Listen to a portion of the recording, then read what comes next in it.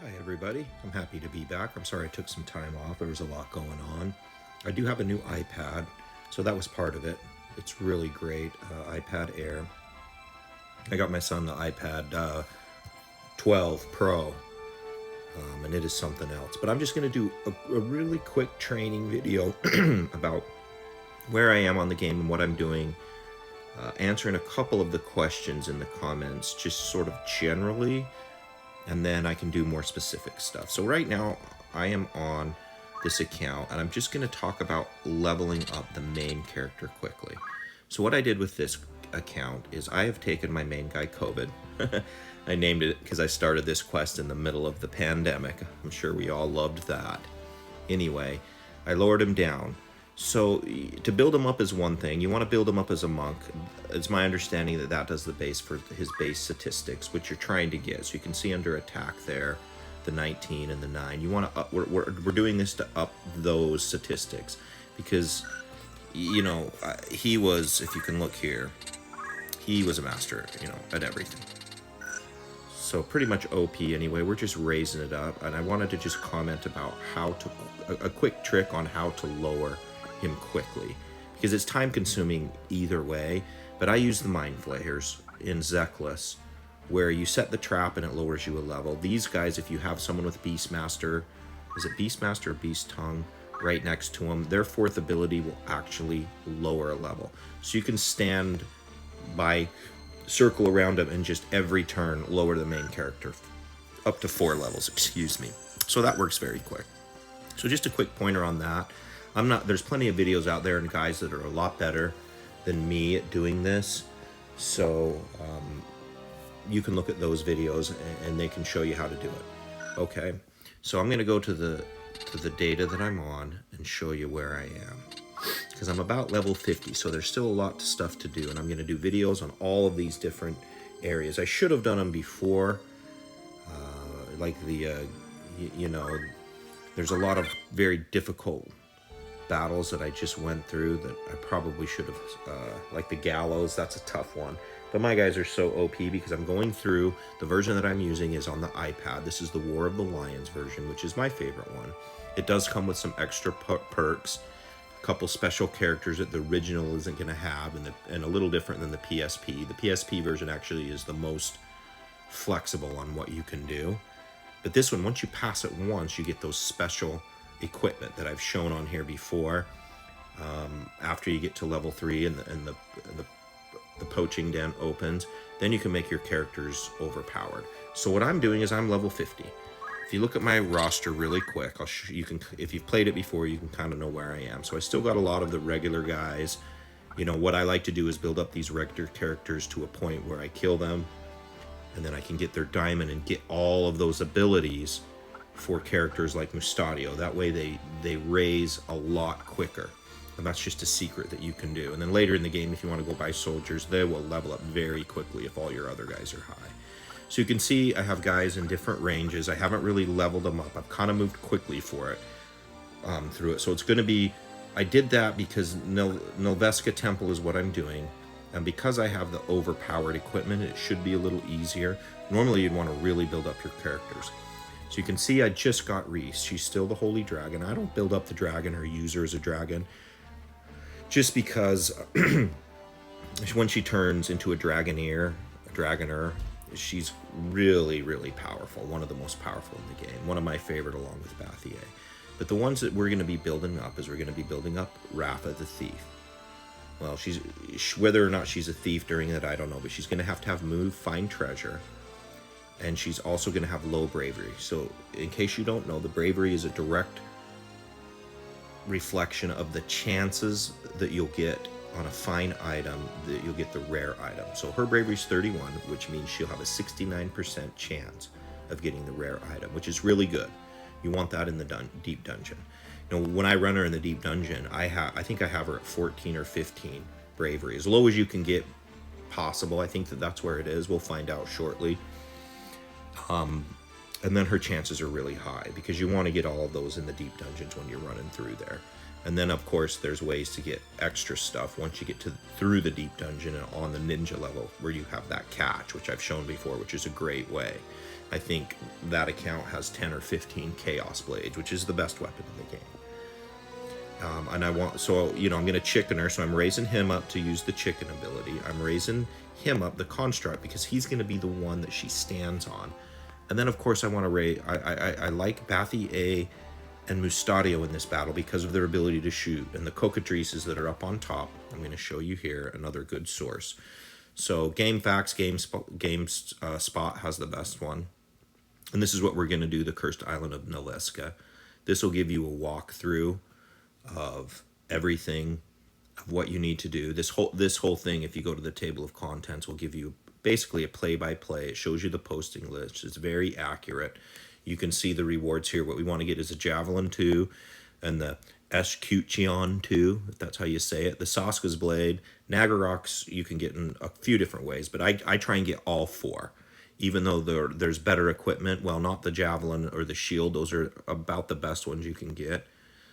And this kind of shows you where it is here. You're going to have 2 Hydras that, you know, they'll mess with you if you don't get them quick. But the pains are those 3 cockatrices up there. They will come stone you. So you got to be aware of that. You got to be aware of what they can do to you. Now, granted, this is the second time through, and so I have the special abilities from the poaching den, so it'll make it a lot easier.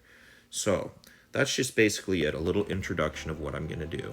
I'm going to work my way up. Oops, sorry about that. Work my way up to Zeltinia. Once I finish the little quest here, then it'll open up to Nelveska up here, and this is where you go and you take Reese. Turns her into a human and you get that special. It's probably one of the most important battles in the game, and traditionally it's one of the most difficult. If you're not prepared for it, it can be really frustrating. It's like getting stuck down here at the gallows when they lock you off, and you really don't have a way to increase your character's levels and abilities. If you're not careful, you can get stuck. Now again, fortunately, I have the equipment that has re-raise and regen, and so it makes the game easier, but you change strategies. You know, there's lots of ways to make the game interesting. For instance, when my guys are OP, I'll run down here into Lake Poescus, Germinus, the Beta, the Fanoth. Those are the 4 most difficult. I'll run in there with just one guy, and sometimes you can run into Fanoth and you run into 7 Chocoboos, and it's very difficult, especially if you decide to play with just one guy or 2 guys to challenge yourself. Or of course you can always remove the special items and see how you do. So the playability of this game is ridiculous in my opinion. That's why it's my favorite game, and it has been for a very long time. So good talking to you. I hope I answered a few of the questions. I know that there's different ways to level up, and I'm going to show that. I can show it with my tire guide, but what I'm doing here is the strategy that I use, and I'll do this real quick just so you understand that it's pretty obvious, but I'll say it anyway, is to get the male characters to a singer as quickly as possible, which is going through the magic route, and then getting the women, the female characters, to dancers as quickly as possible, and that's going the attack route. So you're gonna level up more on the physical attack side than the magic side. And again, that's a good way to level up, right? Or what you want, and the first thing you want to get, and I can do that. I can go through something to show you the quickest way to level up and the best things that you need quickly. Like you're going to need JP up quickly, and then you're going to need something like focus, because what you don't want to do is you don't want to go a turn where one of your character misses the ability to get experience points and job points. That'll just make the game longer. So I'm just talking about getting your guys as quickly as possible, because we all know this game can be very long. You know, I've had one battle that has gone probably close to an hour before, when you're just stuck and you're healing and you're Phoenix downing early in the game. So the male characters, they sing. Now, sing is not going to pop if you're full of health, so you got to be wary of that. That's why you tend to see the female characters level up quicker, because dance is going to hit them every single time, and it's great for distance. It's great for hitting those guys that you get down and they run away, and you don't want to walk your guy across the combat map to get them. Dance is popping them and eventually kill them. So you got to be wary of that, and that's why I always implement something like tame, because number one, if you can get tame on a character, especially if you shoot him with an arrow or with a gun, that character now is on your side, so it's going to target the other enemies, and usually they go really quick. You have to watch the turn time to make sure you get them right. If you time them right, and then you have your guys coming after, and then you have someone, you can go heal them a little bit, or you can always have someone for the song to hit and raise. Now, of course, you can always use increase speed, which I uses a lot, and increase attack. I'll use that. So I might have one person doing increase attack, and I'll have 4 dancers, because every time they increase the attack, if that pops off, which it doesn't have, singing to raise health will hit 100% of the time. The other ones might miss. For instance, the rousing melody that does the speed, and the other one that does the combat. But if you start singing and you're doing the combat one and you're hitting the dancers, and you have 3 or 4 dancers, every time that +1's them, the damage of their dance goes up 2 points. So within a couple rounds, if you have, high level female characters that are knights or monks or samurais, they could very easily be taking 50 plus per hit. And if there's 3 of them, you're looking at 150, 200. Sometimes that pops before the other guys goes twice. So in 3 rounds, you can run away and get everybody without even doing anything but singing and dancing. And I've done that several times, especially if your characters have vanished, they get hit once. I've had a situation where I have 3 or 4 dancers, 2 singers. The singers are increasing the power or speed of the dancers, and every one of them is invisible. So that's a good scenario to be in if you're leveling up quick. Certain things you want to get early, and other stuff you can ignore. Where certain things you think that you need that you don't. Those types of things I can do videos on to try and show you if you're looking to increase your party's strength as soon as possible, as quickly as possible. Because I've done that before. I've done it where I think I've gone into the 3rd battle, like Sweegie Woods, or the 2nd battle, and I've leveled up my guys so much that they're singing and dancing. They don't have any of the equipment, but they've gone so high, because I'll just run this right here, Mandalia Plains, run it 100 times to build up. So that's one strategy. You can literally build your guys so much that the battles are quick.